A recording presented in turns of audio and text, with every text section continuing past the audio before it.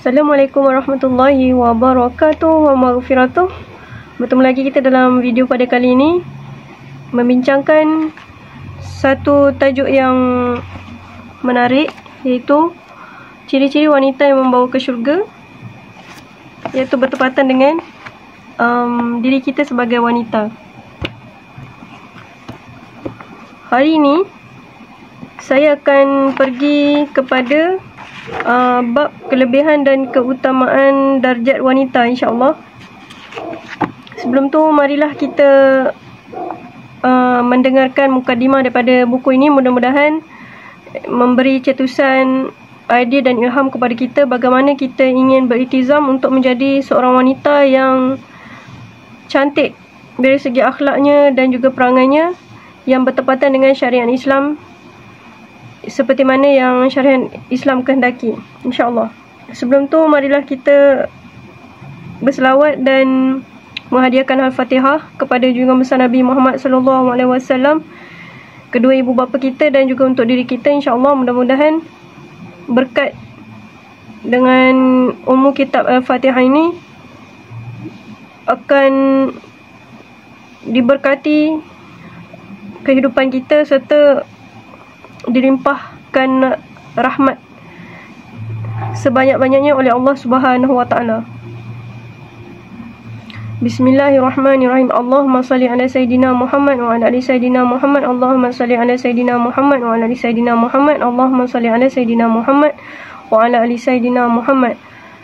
A'udzu billahi minasyaitonir rajim. Bismillahirrahmanirrahim. Alhamdulillahirabbil alamin, arrahmanirrahim, maliki yaumiddin. Iyyaka na'budu wa iyyaka nasta'in. Iyyaka na'budu wa iyyaka nasta'in. Iyyaka na'budu wa iyyaka nasta'in. Ihdinas siratal mustaqim, siratal ladzina an'amta 'alaihim ghairil maghdubi 'alaihim waladdallin. Amin. Rabbi shrah li sadri wa yassir li amri wahlul 'uqdatam min lisani yafqahu qawli. Jam sekarang menunjukkan pukul 6.56. Sebentar lagi akan menghampiri masuk kepada waktu maghrib. Mudah-mudahan dengan video 10 minit kali ini akan memberi sedikit sebanyak info yang bermanfaat untuk diri saya dan diri sahabat-sahabat sekalian, insya-Allah. Bismillahirrahmanirrahim. Alhamdulillahirabbil alamin, wassalatu wassalamu ala Rasulillah wa ala alihi wa sahbihi ajma'in. Segala puji bagi Allah, Tuhan tempat memuji dan bergantung harap segala makhluk. Tuhan menerima taubat dan keampunan akan segala orang yang bertaubat dan insaf akan dosa-dosa mereka. Tuhan yang menghendaki dan menentukan hidayah dan taufik serta menyesatkan sesiapa yang dikehendaki. Oleh itu, wahai Allah, kekalkanlah hidayah dan taufik yang Engkau telah berikan kepada kami, dan redalah kami sebagai hamba-Mu dan sebagai umat kekasih-Mu Nabi Muhammad sallallahu alaihi wasallam di dunia ini dan juga di akhirat kelak. Tidak lupa juga untuk mengucapkan selawat kepada penghulu kami Nabi Muhammad sallallahu alaihi wasallam, kekasih-Mu yang kerananya di bumi ini mendapat limpah rahmat dan berkat daripada-Mu. Juga kepada para pewaris dan penyambung perjuangannya, iaitu para ulama, amilin dan ulama sufi yang hak. Sesungguhnya rentak dunia ini sebahagian besarnya dipengaruhi oleh para wanita yang asalnya Allah jadikan sebagai teman seiring kepada Nabi Adam AS sebagai perantaraan tempat memproses benih keturunan manusia dari generasi ke generasi hingga ke generasi hari ini. Kita terus kepada muka surat 93, kelebihan dan keutamaan darjat wanita.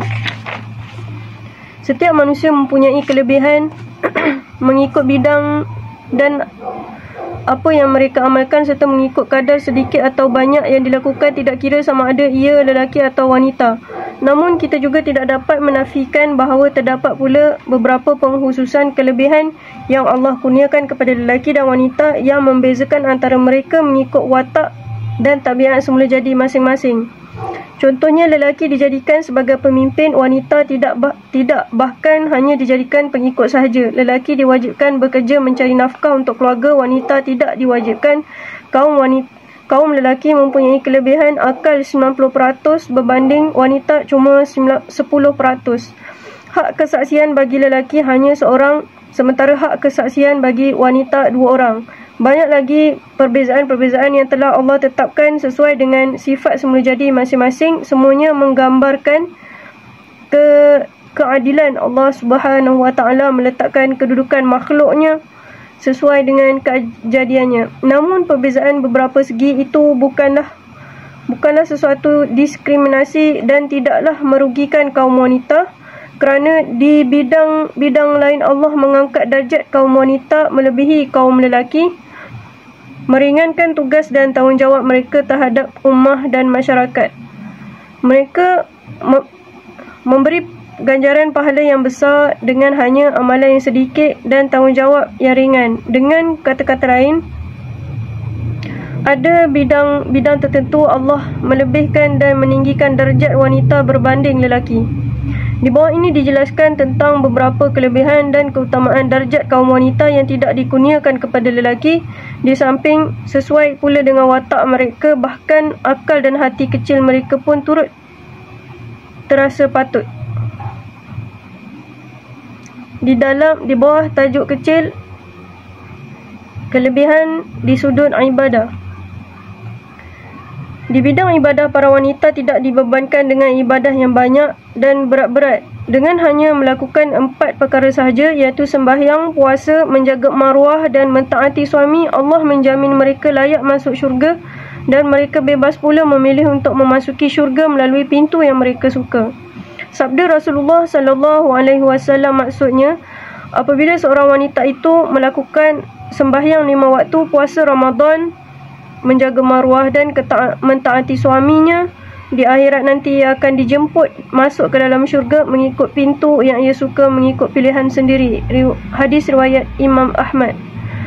Hadis di atas, Rasulullah SAW tidak menyebut sembahyang, sunat, puasa, juga tidak menyebut zakat. Puasa sunat juga tidak menyebut zakat dan haji, kerana perkara itu tidak ditekankan. Bahkan kalau kaum wanita hendak berpuasa sunat, ia perlu mendapat izin suaminya dahulu. Untuk mengerjakan haji, wanita wajib ditemani oleh suami atau mendapat keizinan suami serta ditemani oleh mahramnya. Wanita juga tidak diwajibkan berjihad, tidak diwajibkan memikirkan persoalan masyarakat, politik dan sebagainya, kerana itu semua tugas lelaki. Wanita cuma membantu sahaja. Kalau ia tidak melakukan pun tidak berdosa, kerana bukan wajib fardu ain ke atas mereka.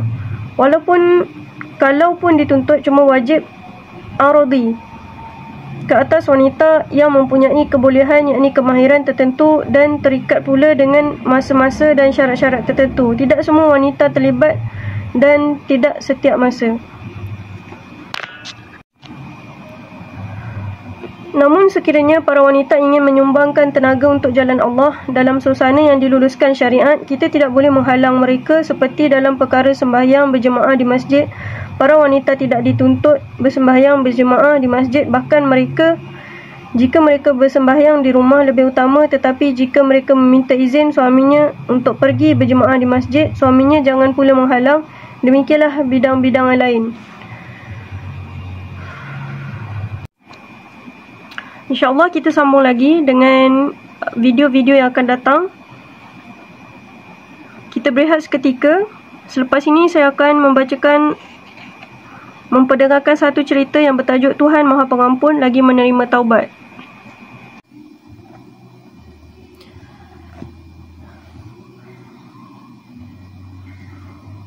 Kisah yang saya ingin ceritakan ini, saya petik tajuk Tuhan yang Maha Pengampun lagi menerima taubat ini, saya petik daripada buku Penglipu Dara, Kisah-Kisah Benar, karangan Fatimah Haji Omar,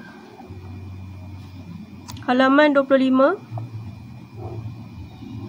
Kisahnya berbunyi begini. Pada suatu hari, Saidina Umar bin Khattab Al-Khattab masuk ke rumah Rasulullah dalam keadaan menangis, sedang beliau terkenal orang yang gagah. Lalu Nabi bertanya, "Kenapakah engkau menangis, wahai Umar?" Jawab Umar bin Al-Khattab, "Di depan pintu Rasulullah SAW ini. Di depan pintu Rasulullah ini ada seorang pemuda menangis tersedu-sedu. Aku terharu melihatnya hingga aku sendiri turut menangis. Rasulullah berkata, perintahkan dia masuk. Anak muda itu pun masuk ke rumah Rasulullah SAW dalam keadaan masih bercucuran air mata. Rasulullah SAW bertanya, apakah sebab engkau menangis, wahai anak muda? Aku menangis mengenangkan dosaku yang amat banyak, terlalu banyak rasanya hingga aku tak mampu lagi memikulnya. Terjadilah soal jawab antara Rasulullah SAW dengan pemuda itu sebagaimana berikut. Rasulullah bertanya, apakah engkau menyekutukan Tuhan, yakni syirik? Tidak, jawab pemuda itu. Kalau demikian Tuhan akan mengampuni dosanya itu, walaupun dosa itu seberat langit, bumi dan gunung, sahut Rasulullah. Dosaku lebih berat daripada itu lagi, kata pemuda itu. Apakah dosamu itu lebih berat daripada seluruh tahta? Tanya Rasulullah SAW. Apakah memang lebih berat dari itu, ya Rasulullah, jawab pemuda itu. Rasulullah bertanya lagi, apakah lebih berat daripada Arash? Jawab pemuda itu, lebih berat lagi. Apakah dosamu itu lebih berat dari Tuhanmu sendiri yang mempunyai sifat pengampun dan penerima taubat? Sahut Rasulullah. Jawab pemuda itu, tidak ya Rasulullah. Ampunan Tuhan lebih berat daripada dosaku. Tidak ada sesuatu yang lebih berat daripada ampunan Tuhan. Tanya Rasulullah, terangkanlah apa dosa yang telah engkau lakukan itu dan jangan engkau segan dan merasa malu. Akhirnya anak muda itu menerangkan, saya bekerja sebagai penjaga kubur sudah 7 tahun lamanya. Pada satu hari meninggal seorang perempuan milik seorang golongan Ansar dan dikuburkan di pemakaman yang saya jaga itu. Saya digoda oleh iblis sehingga di waktu malam ku bongkar kuburan itu kembali. Saya curi kain kafan yang membalut mayat wanita itu. Kemudian saya meninggalkan tempat itu. Pada satu ketika yang lain, saya berjalan kembali dekat kubur itu. Tiba-tiba wanita yang sudah mati itu bangkit dari kuburnya dan berkata kepada saya dengan suaranya lantang, celakalah engkau, hai anak muda, tidakkah engkau melakukan perbuatan kejam terhadap seorang wanita yang tidak berdaya lagi? Sampai hatikah engkau membiarkan aku menghadap Tuhan dalam keadaan telanjang? Mendengar keterangan itu, maka Rasulullah SAW sangat marah seraya berkata, engkau memang seorang yang fasik dan akan masuk neraka. Ketika itu juga beliau mengusir anak muda itu dengan gemetar, tetapi masih dalam keadaan kesedaran. Anak muda itu menyesali perbuatan itu tidak sudah-sudah. Setiap malam ia bersendirian dan tidak habis-habis menyesali perbuatannya yang zalim itu. Dia selalu memohon kepada Tuhan, ya Tuhanku, aku bertaubat dari perbuatan yang sesat itu. Jika engkau ya Tuhan masih memberikan keampunan atas dosa-dosa aku lakukan, maka sampaikan hal itu kepada Rasulullah SAW. Jika dosaku itu memang tidak engkau ampuni lagi, maka turunkanlah api dari langit untuk membakar kulitku sehingga aku menjadi hangus. 11. Sebagai balasan atas perbuatan dosa yang aku lakukan. Tidak berapa lama kemudian malaikat Jibril menyampaikan kepada Rasulullah SAW satu wahyu yang menyatakan bahawa Tuhan mengampuni dosa anak muda itu sebab taubatnya itu dilakukan dengan tulus ikhlas. Setelah wahyu turun, maka Rasulullah SAW memanggil anak muda itu dan menyampaikan kepadanya berita yang menggembirakan itu. Wallahu a'lam bishawab. Semoga dengan kisah ini menjadi iktibar dan mendorong kita untuk sentiasa beristighfar dan bertaubat atas perkara-perkara yang kita telah lakukan di masa lalu dan menjadikan iman dan takwa kita lebih baik daripada hari yang semalam, insya-Allah. Assalamualaikum warahmatullahi wabarakatuh. Berjumpa lagi kita dalam next video yang akan datang.